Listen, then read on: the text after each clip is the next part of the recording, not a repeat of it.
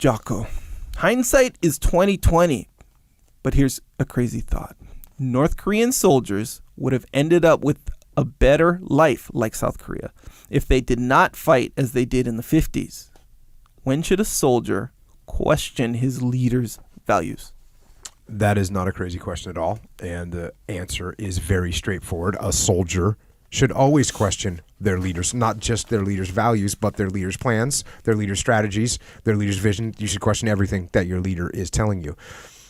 And if you see something is wrong, then you should raise your hand and call it out. And I would say not only is it something that you should do, it's actually your duty. It's actually your duty is to raise your hand as a soldier. And I'll tell you, this doesn't only apply to the military. It applies to any organization. And it might sound like I'm encouraging mutiny or rebellion, but actually the opposite is true. If you have a team that questions the leader doesn't become weaker, the leader becomes stronger. If he's a good leader, if he's on the right path, if he's doing the right thing, he becomes stronger because everyone starts to understand why things are happening. They understand the vision more fully. If the leader doesn't have a good vision and he's getting questioned and he can't answer the questions, yeah, he might have a mutiny on his hands, but it's not because the people are asking questions, because he doesn't know what he's doing. So the leader can't see everything and he can't solve every problem or have every idea, but the collective mind of an organization can make that happen. And that's why as a leader, if I'm in a leadership position, I want my subordinates to question me. I want them to question me. And like I said, if I don't have a good answer, I either need to find one, and if I can't find one, then maybe I'm actually doing something wrong. That's entirely possible. And now if we want to talk about like a moral or an ethical perspective, then absolutely.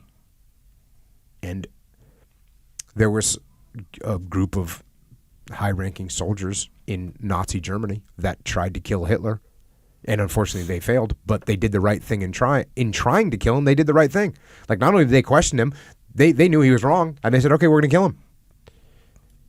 Now, do you put yourself at risk when you ask these questions? Because I'm sitting here saying, yeah, I want my subordinates to ask questions. There's people that don't want their subordinates to ask questions. Not good leader. Not good leadership. That's not a good way to lead. I'm sorry. I'm telling you the truth. I mean, and so there's a risk, because if your leader doesn't want you to ask questions and you raise your hands and ask a question and you do it in an untactful way and you do it in a way that offends your leader, well, then you might end up getting fired. Or if you try and kill Hitler, you might get killed yourself, because that's what Hitler did.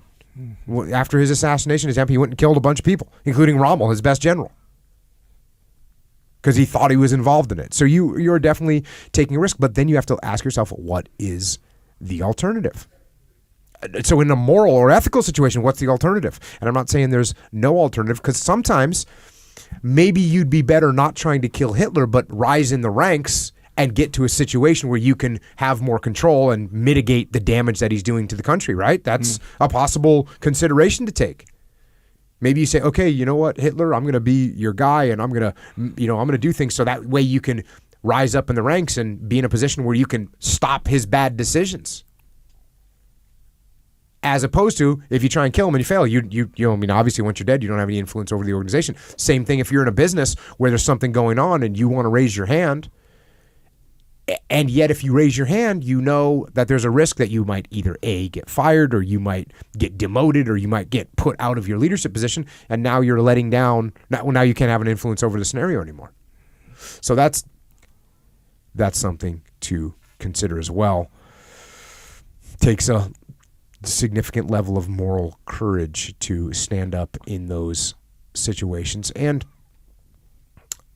you have to be tactful. I think that's important to say. You have to be tactful. You don't walk in and just start questioning your leadership immediately. You have to build a relationship first. You have to grow your trust between each other, and then once you have that, you can then tactfully bring up questions and try and get to the bottom of why things are happening or why things are being done a certain way or another way.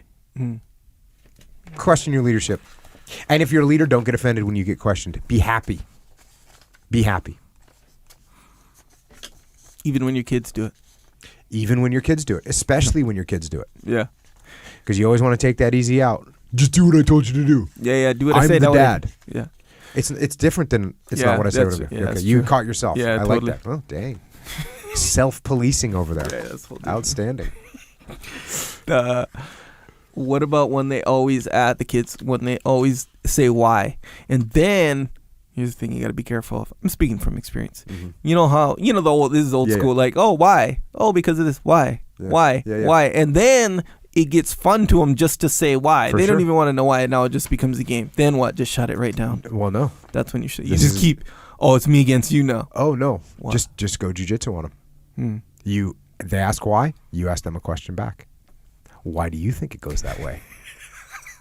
And then they'll say, well, I don't know. Well, why? Why don't you know?